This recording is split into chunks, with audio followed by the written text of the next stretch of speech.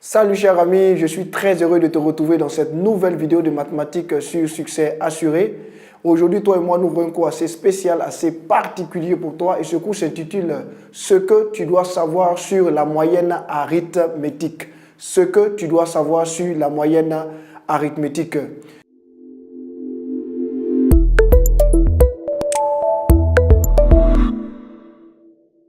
L'objectif de ce cours, c'est de t'amener déjà à comprendre la notion de moyenne arithmétique. Ça va? Comprendre la notion de moyenne arithmétique d'une série statistique. Ça va?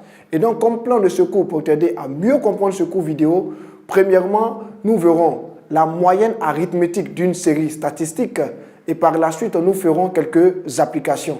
Ça te va? Ok. Comment se définit la moyenne arithmétique? Il faut savoir que par définition, pour calculer la moyenne arithmétique M d'une série statistique, premièrement, on additionne toutes les valeurs du caractère de la série. Il est très important que déjà tu puisses savoir cela. On additionne toutes les valeurs du caractère de la série.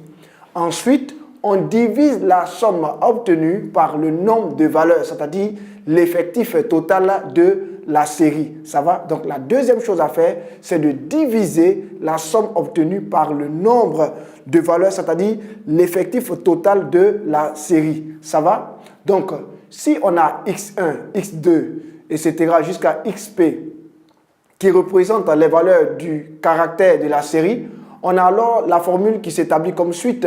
M est égal à x1 plus x2 plus x3 plus plus xp sur p. Ça va? Voici ce qu'il est important pour toi de savoir en ce qui concerne la moyenne arithmétique d'une série statistique vue sur le plan d'une approche définitionnelle. Il faut savoir en nota bene que la moyenne arithmétique est toujours comprise entre les valeurs extrêmes de la série.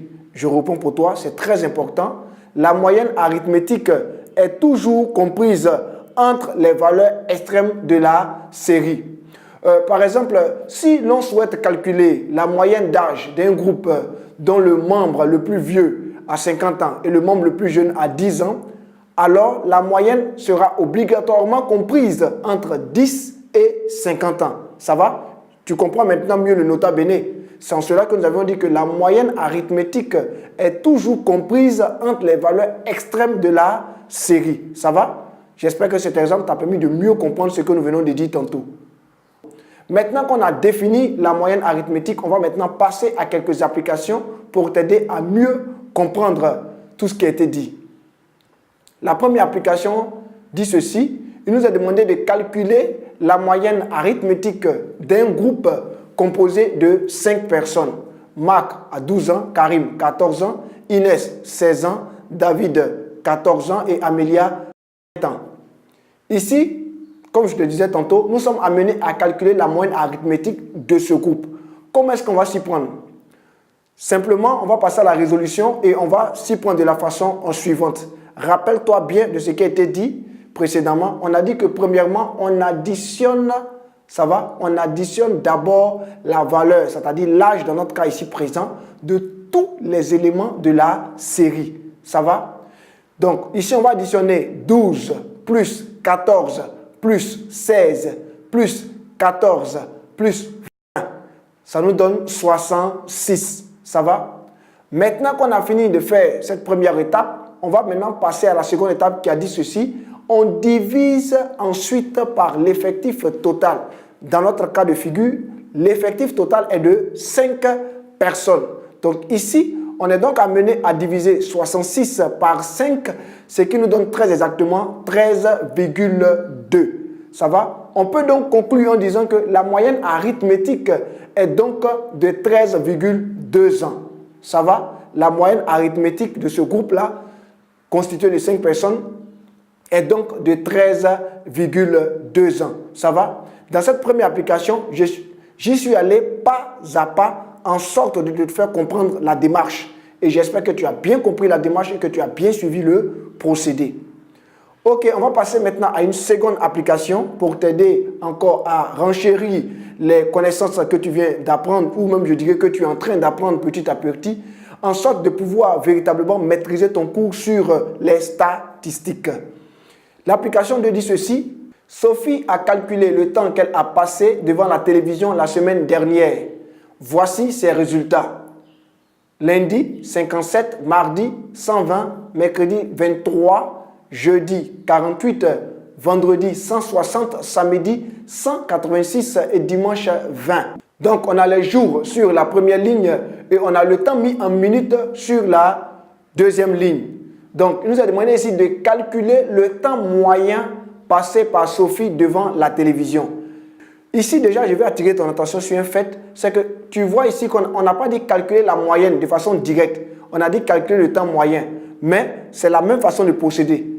Te demander de calculer le temps moyen passé par Sophie devant la télévision, c'est la même chose que de dire calculer la moyenne arithmétique. Mais cette question t'a été posée autrement, ça va, mais ne t'embrouille pas. Au cours d'un exercice ou d'un devoir, les questions peuvent être posées autrement. Mais ce qu'il faut retenir, c'est le principe de base. Une fois que tu vois temps moyen, ça fait ressortir l'idée de moyenne. Ça va? Donc, on va passer maintenant à la résolution de notre exercice de façon plus pratique. Ici, on va y aller de façon directe. On va appliquer la formule que je t'ai donnée tantôt. On calcule donc la moyenne pondérée. On a M qui fait quoi? Qui est égal à 57 plus 120 plus 23 plus 48 plus 160 plus 186 plus 20 sur 7. Ça va? Plus 20 sur 7. Donc, on a ici fait quoi? On a additionné chaque temps qu'elle a mis durant toute la semaine et on a divisé par le nombre de jours, c'est-à-dire 7 jours. Ça va? Ça correspond très exactement à la formule que je t'ai donnée. Donc, dans la première application, on est passé pas à pas et dans la seconde application, j'y suis allé directement. Dans tous les cas, tu peux appliquer le cas qui te sied le mieux en sorte de pouvoir répondre à la question. Dans notre cas ici, on a 87 minutes comme résultat. On pourra donc dire ici que Sophie a passé en moyenne 87 minutes, soit 1,27 minutes par jour devant la télévision la semaine dernière. Ça va? On vient ici d'appliquer le calcul de la moyenne arithmétique d'une série statistique. Ça va? J'espère que tu as bien compris ces deux exercices. Tu as bien retenu comment on s'y est pris et je suis alors très heureux pour toi. Ok, c'est ici que s'achève notre vidéo. J'ai été très heureux de faire ce cours avec toi. Je t'encourage toutefois à t'exercer davantage afin de mieux t'imprégner ce cours et à le maîtriser. Porte-toi bien et à la prochaine dans une autre vidéo sur succès assuré. N'oublie pas, les maths, c'est de l'art.